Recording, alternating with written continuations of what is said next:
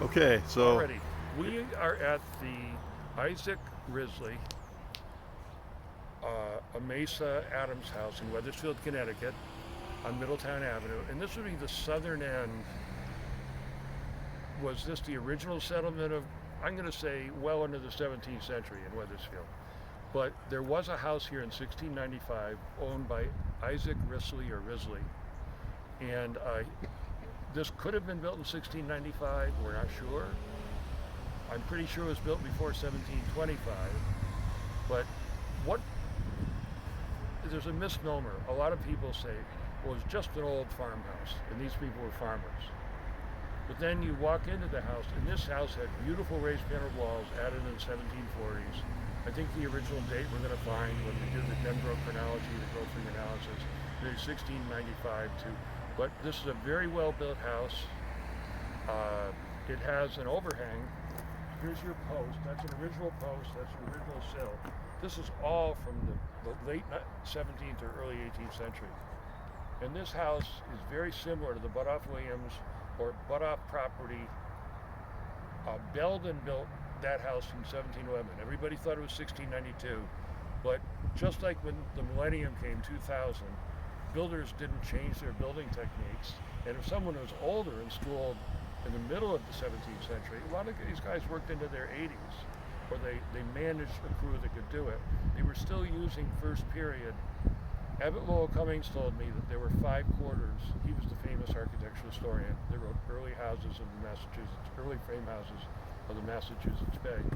And he says, Steve, didn't you know the 17th century had 5 quarters? What do you mean, Abbott? Well, 1600 to 1700, 1700 to 1725 was really more part of the first period than houses that didn't have these enormous unit overhangs. And here it is. You have your post. We're going up here. It comes out 4 or 5 inches, and then it gets thicker at the top.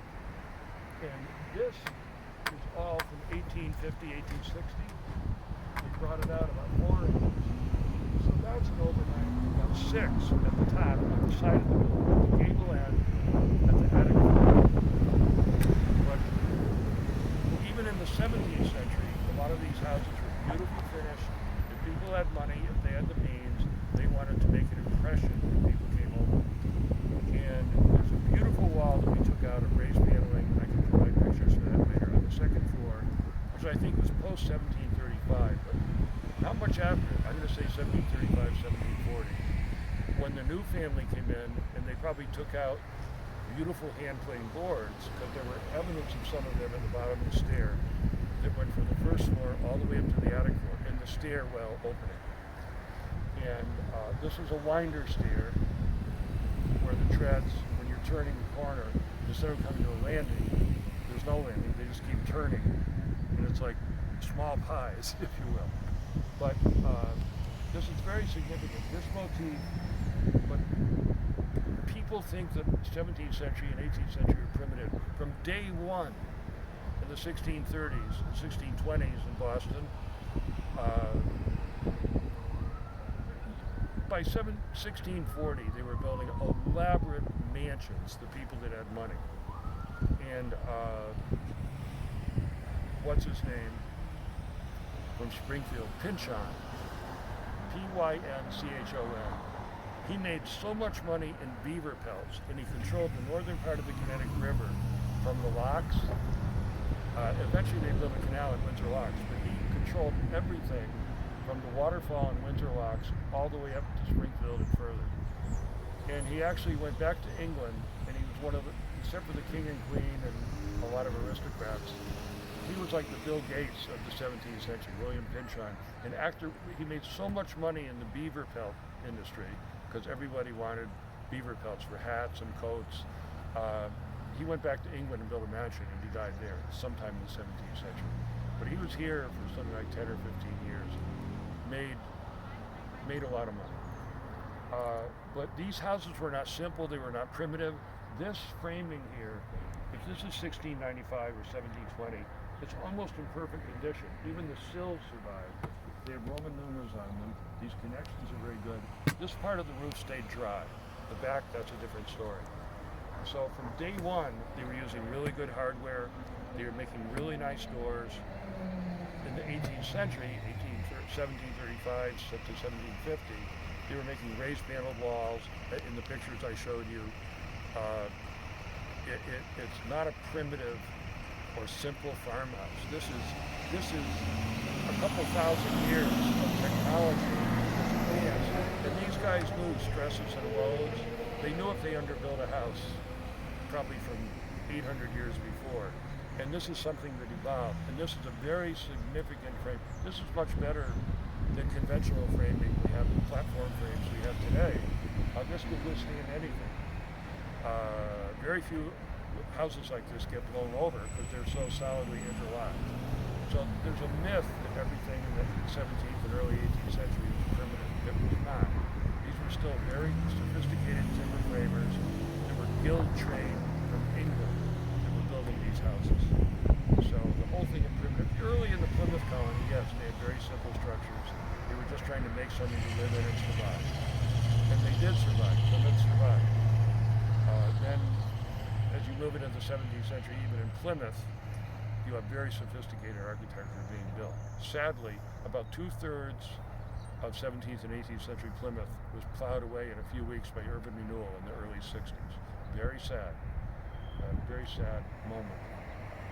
And a fellow named Izzy Weiss started his colonial parts business because of that. He was out in Roxbury or Woodbury.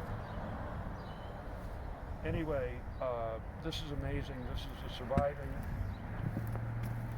mortise and tenon window frame in the middle. So these 5/4, that's more 19th century. The sash are all 20th century.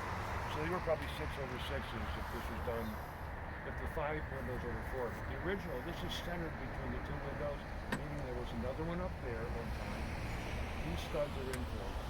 And over there was one window that says 3 windows over 2 over the side. And if they did have raised casements, they didn't last a long time. Because this frame right here is higher up and it's protected by the overhang. And it's not so weather worn. I'm going to say that maybe the house was not painted. I don't know. At one point they painted it white. You look at this one, this has to come off to show you that. But there's your white. These are painted red. They stood out as red.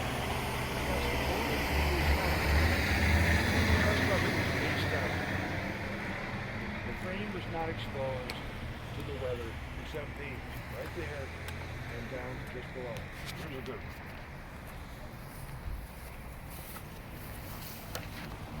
And if you look very closely, you can see red paint there and there. And that's a red wash made from iron oxide, which was easy to make. It was a brownish red, easy to make a bright red. And those are painted, decorative motifs that were definitely painted. And that's quite, I've never seen that. I call it the upside down stair motif. I've never seen that anywhere in any other early house. So it's unique. But this house is otherwise almost identical to the Butoff Williams house. However, the soffit overhang at the end of the rafters where they sit on the top beam, you see, the whole length of the house. The rafters sat on it. And then beyond it, there was a beam cantilevered that came out 35 inches. And if you look at this trench here, that's the water line from 300 years, right there. I would say this house is 1720s if it's the latest. So you have 300 years of indentation from water with the 35-inch soffit overhang. It's enormous. And I think they might have had leaded casements, then double hung sash. These are all perfect. I see that window up there? That's 12 panes over 8 panes. And this opening is, the finished opening is 28 by 46. Perfect for a 12/8 with 6-inch by 8-inch panes. As you move through the 18th century, you get larger pieces of glass, which is harder to make. And you get, for a person that really had money and a bigger house and bigger walls, 7-inch by 9-inch panes. pieces, so they get much larger. But this was still an expensive item to put together, and this is very good joinery. That's your original sill, but I don't think that's from the 17th century. I think it's from the early 18th century, mid 18th century. So that's enough for the moment, but we'll pick it up. Thank you.